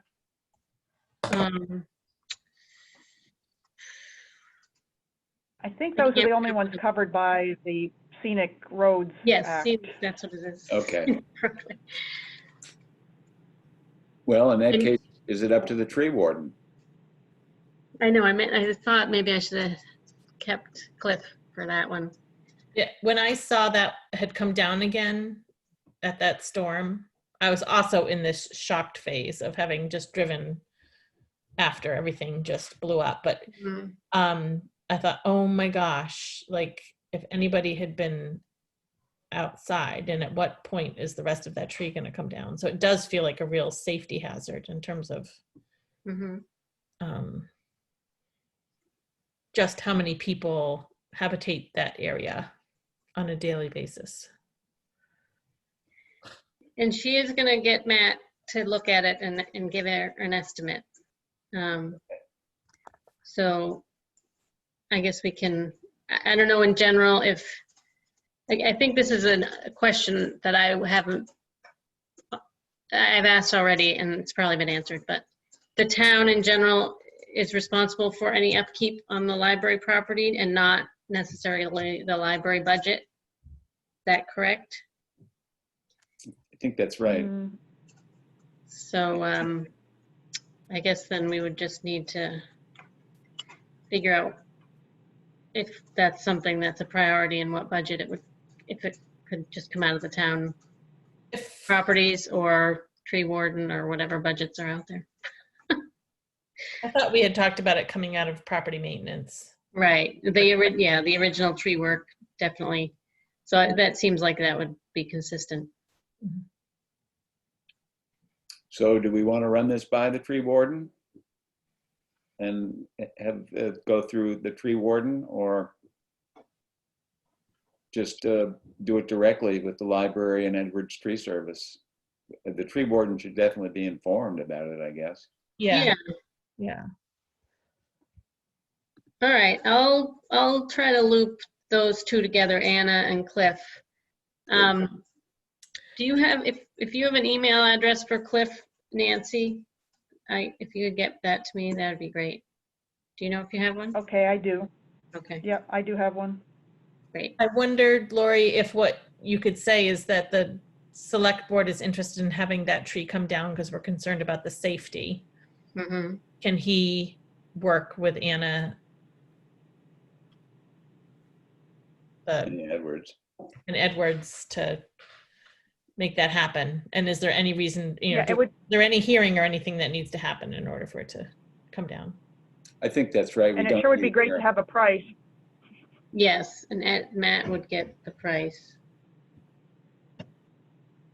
Okay, the estimate. good.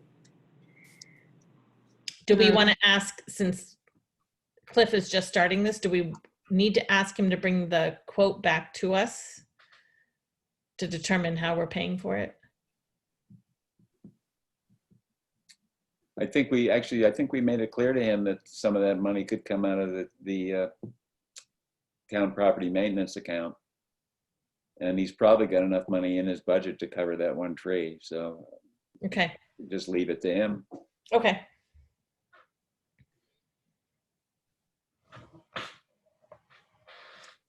Any further thoughts about any of the old business listed on the agenda? Yeah, based on what Nancy just mentioned about vacancies. So I am supposed to put together an announcement for town vacancies, and I'm sorry I haven't done it. And I actually sort of have something drafted. But then, of course, when I do that, I have all these questions. So, so now there are 2 FinCom vacancies, is that correct? I think. Right. Yes, yes. And then we have energy, open space, I think, and assessors. Town clerk. Yeah, so that was my question. The town clerk seems like it's a sort of a separate thing. It's a paid position, right? And I don't know if since Anna is sort of possibly interested, I guess I was curious how people thought an announcement about the town clerk should happen. I felt like maybe that should be separate from this, all these other vacancies going out. So that was one thing I wanted to check what you all thought, both because it's a paid position and I assume we're going to have to do a whole posting and interview or no, maybe we don't because it's elected. Now It's elected. All you're doing is appointing somebody for the interim. Okay, so it's not really that different then? No, I Or should think I we just- just usually say, just let us know if you're interested in serving. Okay. All right, so I can include that then. And what about with Anna? Does that not matter because we don't know for sure? Should I just still include the town clerk as a vacancy in this list that I'm going to put out? Right. I'm 'cause not we're sure is Anna just trying to help out or is she interested in doing it long-term? Is that Anna Weatherby that I see on the screen here as Anna, or is that another Anna? No, that's Anna, who was part of our conversation before. Might be Anna Seeger, who sort of didn't Okay. log off. My understanding from Anna Weatherby is that she is interested, but she can't commit at this point at all to anything beyond the end of the year, but she's definitely interested in helping and learning about the job. And she has contacted Gretchen, and I think she's already been in the office once helping out. So the answer is we can't count on her, and we should probably announce that there's a potential opening in the town clerk position. Okay. And is that end of this year again? Sorry, Nancy, to get that clarification when Gretchen is leaving. Yeah, Gretchen said the end of the year, but would be happy to leave sooner, I think. Okay. Right. So anytime I after. mean, she'll definitely stay through the election, but, you know, if she could get out in the middle of November or the end of November, I think she would be pleased. Okay. Right. Yeah. Okay. All right, so I'll include that all together. And then the multi-board clerk, that is something that we're just going to do a normal hiring process for. So I Yeah. wasn't going to include that. I was going to do the similar posting that I had done back when we were looking the first time. Does that sound okay? Yeah, that would be great, yeah. And Gillian, if you want to do it on Nextdoor, that might be worth doing as well. Sure, I'll take what you post and I can share it on there. And even, I mean, I share on my personal Facebook page, which helps get stuff out there. I figure, Yeah, okay. right? All public information, we want to find as many people as we can, right? Yep. Yep. And not everybody's on the town listserv or on Wendell Townsfolk or the Nextdoor, so. That's right. Okay, and then the other sort of thing that's wrapped into this is the MLP, which I know we're going to get to that, but that seems again like that should be a separate, because at the broadband committee meeting, I was also volunteered to put an announcement out about the MLP board, but I think that should be separate from this other. Yeah, okay. Yep. All right, and I don't know if you guys want to see what I'm planning to put out first, or if I should just put it out. I basically, my goal is to put more information than just the names of the positions. I was going to put, you know, appointed or elected, some of the current board members, the meeting times, maybe a little description of what the board does, just so people have more information. That'd And be maybe great. how long the position is for. Like, if it's, yeah. Are they all? Yeah, I'd have to ask Nancy to get all that. I'll say, any position that you're appointing somebody to that's elected is only appointed until the next election in May, and then they have to run Okay, for the balance of whatever the terms are. so to fill those positions until the next election in May 2021. Right. And any I think it's appointed position that's only appointed, the appointments are only for 1 year. Mhm. I think that's true. Most of them. All- Some are longer. Some are The longer, FinCom positions are 5 years, right? but they will determine whoever is leaving, it will be to fill the vacancy. So it could be anywhere between 1 and 5 years. Right. Maybe I won't put that. No, that Okay. just gets too complicated. Okay. For lifetime appointments. Okay, so that sounds good. Sorry that took me so long. I will definitely do that. It's okay. Um, Doing it. under old business, the IT grant, I'm not sure everybody got the message that it felt too rushed. And what we're gonna do is gather together all our facts and information and hope to apply for next year, because it seems to be a grant that is available every year. Okay, so I'm going to take that off the old business list then Yep. until it comes up again. Yep, that makes sense. Thanks for doing that, Gillian. Yep.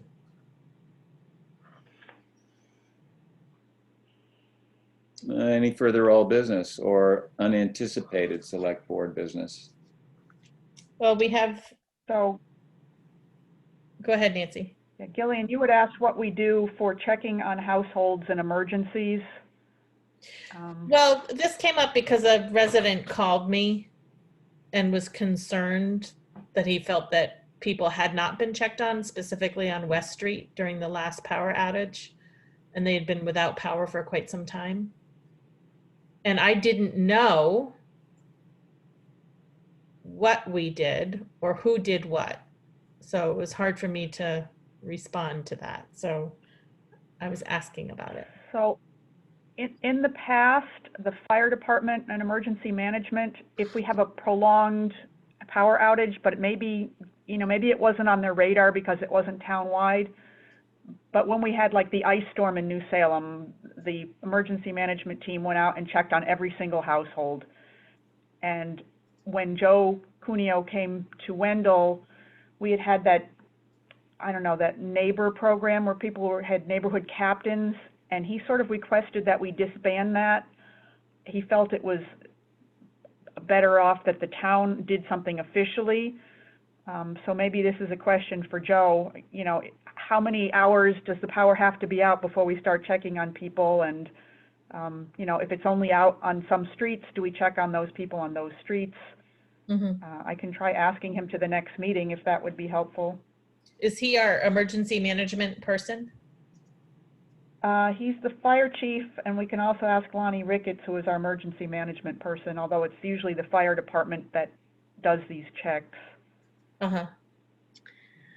One thing that's new, which is good and bad, I guess, is that many people have the voice over IP, which will, unless you have put in a backup power battery. Have you done that, Gillian?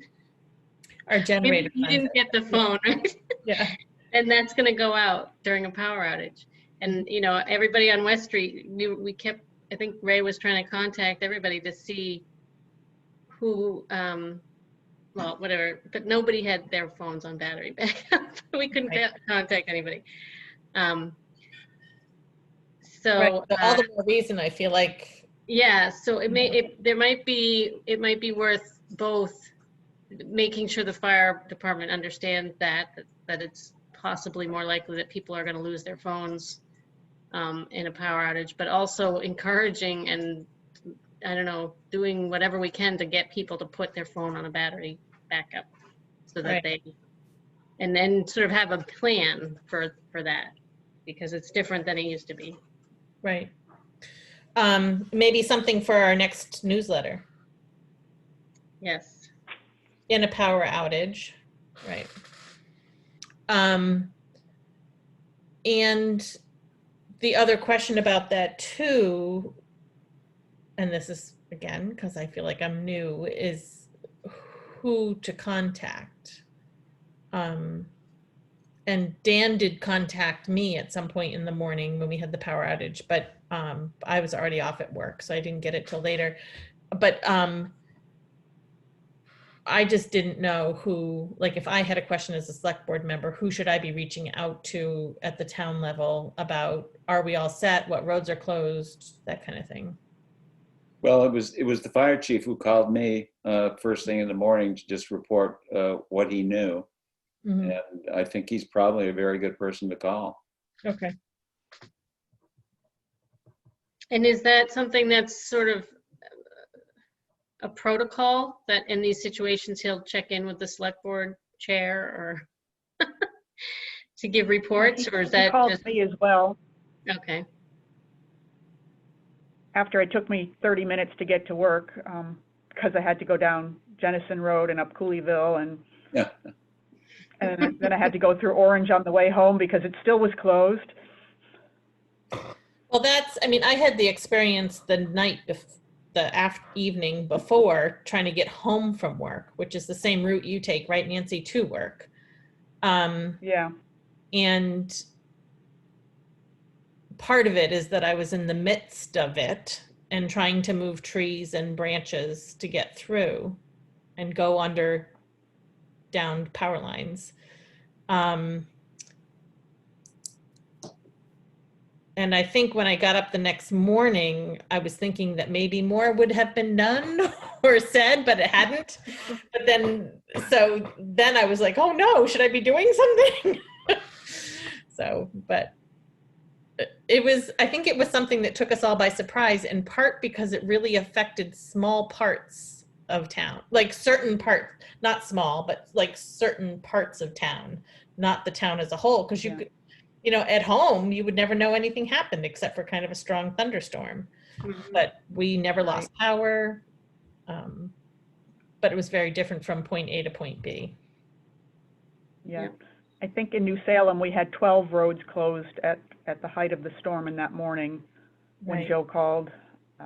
You know, it's more widespread. There were 3 road closures in Wendell at that point. But main road, like The big ones, yeah. Yeah, absolutely. Yeah. Yeah. So could we have Joe come to our next meeting just to talk through? So Yeah, I'll check with him, sure.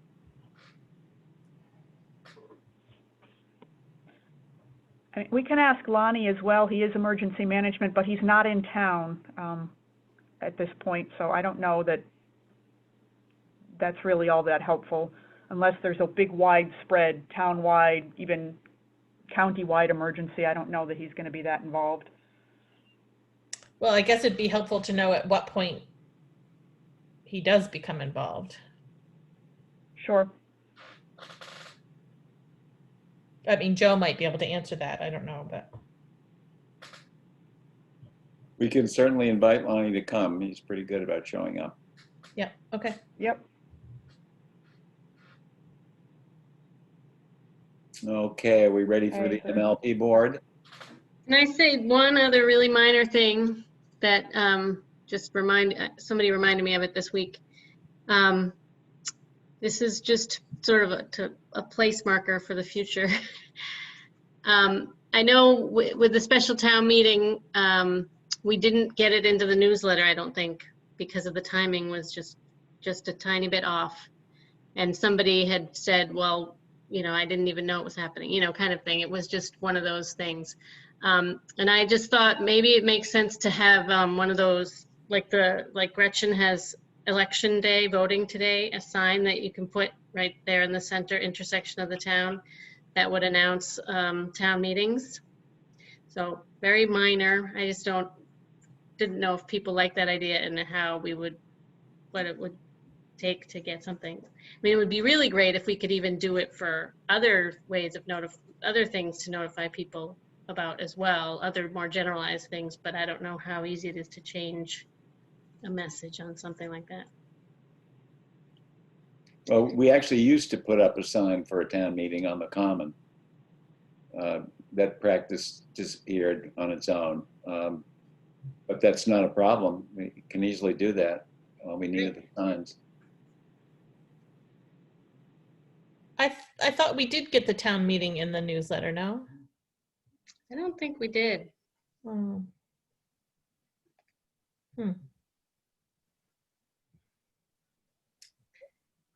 I Is don't that have true? one handy. I'll have to look. Yeah. Let me take a quick look if you can hold on. Because we got the police meeting in there, right? But I was surprised how many people would say to me, I didn't know we had a town meeting. And I kind of felt like we tried to put it everywhere. Which I do think this is not for tonight, but to put on our list of things to do at some point is trying to establish a way of being able to communicate. It kind of goes along with the emergency thing. Finding a way to be able to communicate with as many households as possible, like a reverse 911 robocall system. I had that written in my notes too. You do? Well, just because it came up early on in the pandemic, and Nancy actually priced it out, and it was really expensive. And I was going to ask her to remind me what that price was. It wasn't really expensive, but it was just, you know, I think New Salem for their reverse 911 pays about $1,200 a year, and it doesn't reach everyone. When it was first set up, most people had landlines, and you can add cell phones, you can add text messaging, but it relies on people telling you that you want to be added to it. So it used to reach maybe 75% of households. I think that number has dropped. It has to be a real concerted push to, you know, sign up for these town things. We just got one in New Salem the other day, and I can't remember why. We got one of those robocalls from Joe Cuneo, but I don't know why. Maybe because of the Clearly, road. I wasn't listening. Yeah. Yeah, it could have been the road closures. Right. And I but did that- just find the newsletter. We did talk about the police succession planning meeting, but I don't see anything about the town meeting in there. And I do think it was, you know, a real time crunch on this thing, getting it out, so. Yeah. Okay. So, yeah, maybe with the conversation with Joe, we could talk about the robocall thing too. Yeah, and Nancy, can you just send out what that price was if you can find it? Yeah, I'll have to look in New Salem. I think you called them and for Wendell at one point, and they gave you an estimate. Yeah, I think I did too, and it was higher for some crazy reason. Right. Yeah. You're right. You're jogging my memory, because it wasn't nearly as cheap as New Salem's, and I don't know what their reasoning was. Yeah. Yeah. Do you know if it's the same one that the school uses? I Or if they don't use- know. Huh. I think this is called Blackboard CTY. It's out of California.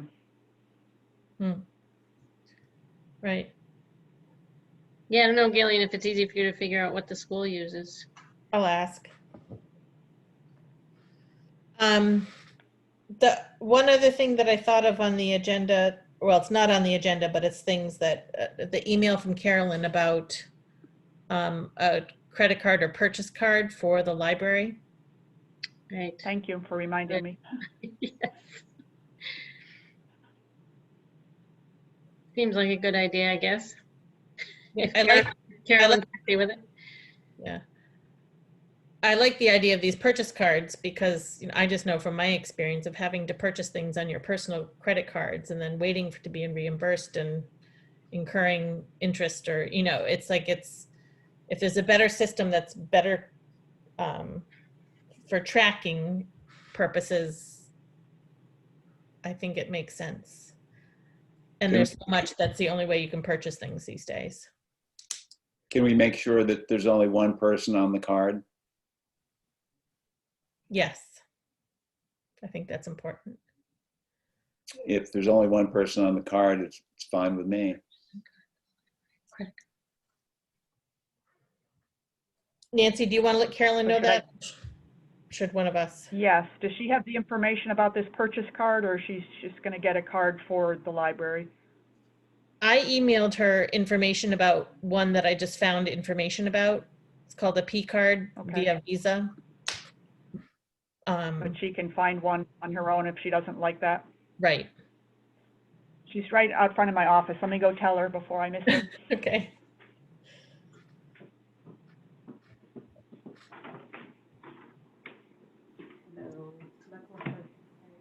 Anything else before we get to the MLP board?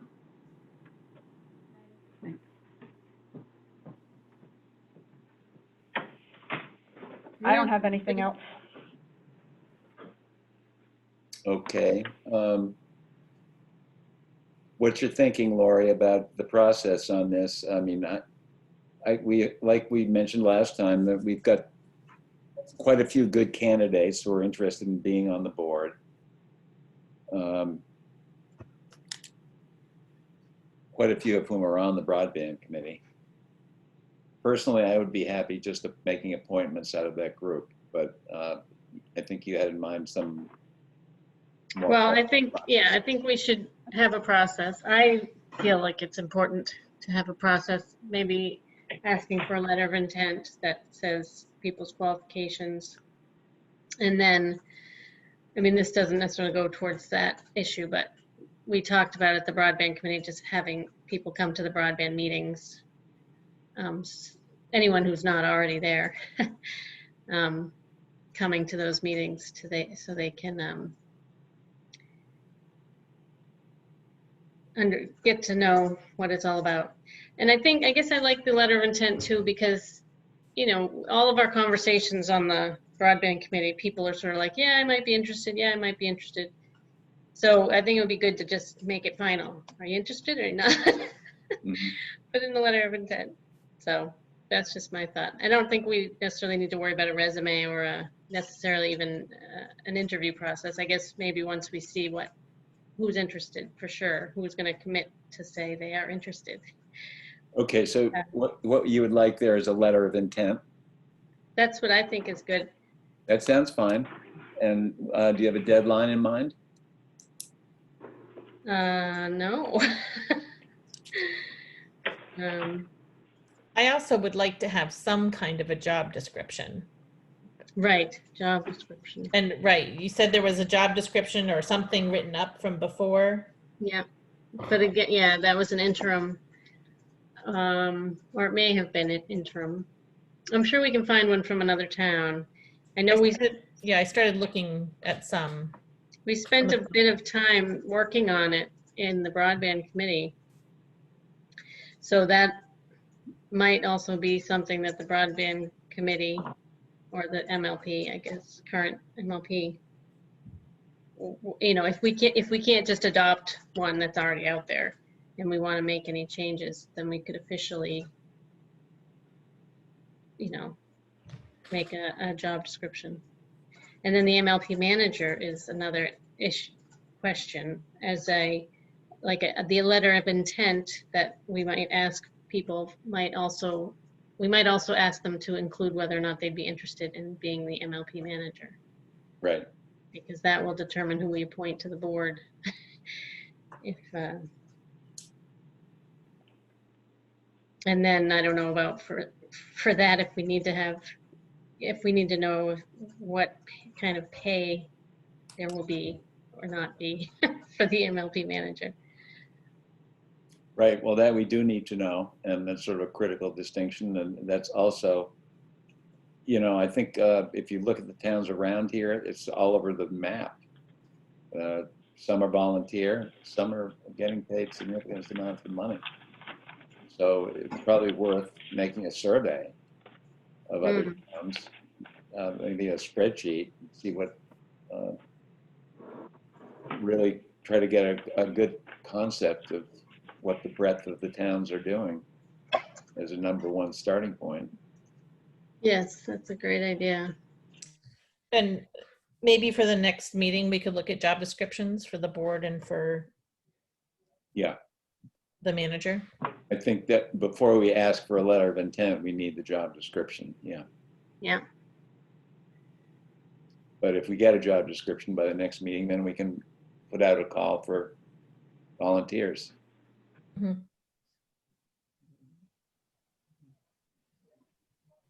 Other towns are doing. So, sorry, just to clarify, if we have the description, but do we also need to know what the pay will be? Just so that people can understand if they would rather be on the board or want to be the manager based on. Well, I was thinking that for the board, we don't need there's no pay, right? So. Right, but the same people who might be interested in being on the board might also be interested in being the MLP manager.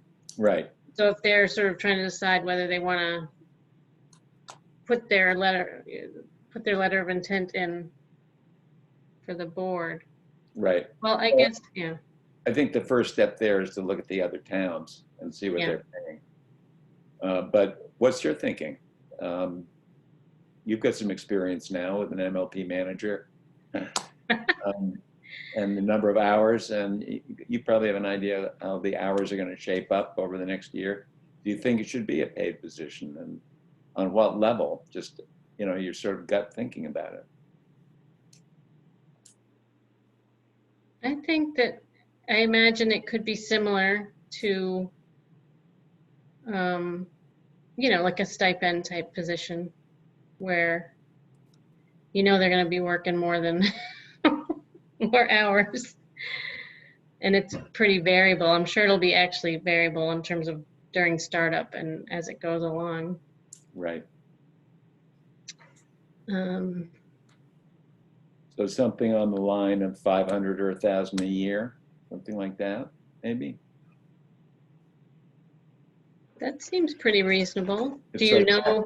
halfway between volunteer and getting really paid. Maybe we could look at what the other towns are doing as part of the job descriptions and then. Oh, yeah. a better Right. sense. I have absolutely no idea. I know, I don't either. I think just New know Salem Marge. Oh, New Salem is paying $1,500 a year for a stipend, I believe, for the Okay. MLP manager. Yeah. and Margie in Leverett does it for nothing, right? She just tacks it She onto does her. it as part of her job. Yeah. Yeah. I don't have enough hours in the day to do that. Yeah. But wouldn't it be fun? No. I didn't think so. Okay, well, I think, so someone's gonna collect information about neighboring towns. Yeah, I can work on that. Maybe Ray will help. And And you might have some of the job descriptions and stuff already, right? yeah. Okay.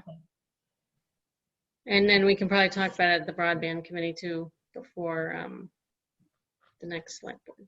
That would be good. Yeah, Okay. get a recommendation. Mhm.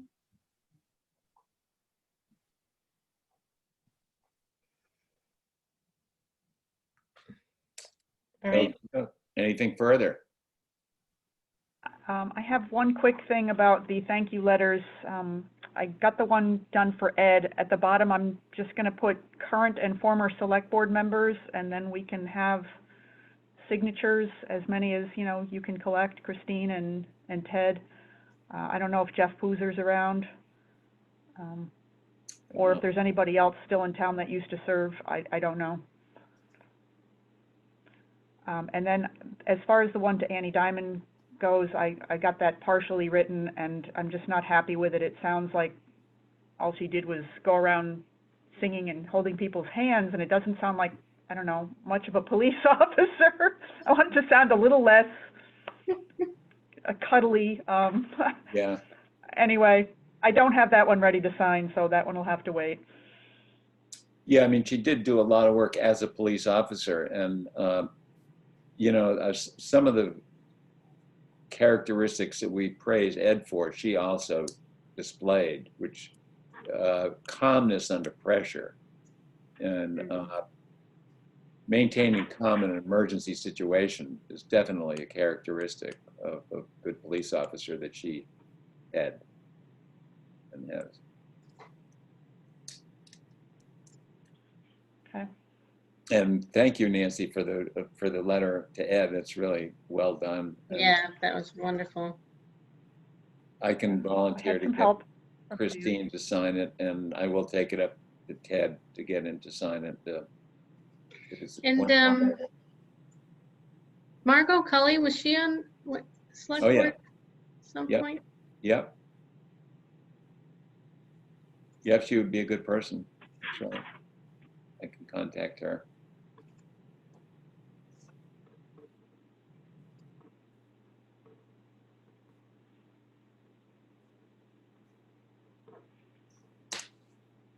Any further thoughts? That's all I have. The Kentfield Road Bridge Grant contract, you just need Dan's signature? Yeah, that is actually, we always fill out a thing saying this person is allowed to sign these, and then Dan has to sign that. But Phil Delory is asking that you put him on as the authorized signatory because it makes it easier when the project is going for him to be able to sign off on the contracts. Okay. So that's on the table for you to sign. Okay. Okay, good. Well, thanks to everybody for a very complete and thorough meeting and plowing through all this stuff in 2 hours. Yeah, Thank you. almost made it. Very good job. All That's right, about see it? you all tomorrow. Okay, thank you. Great. Night. Bye, everyone. Good night.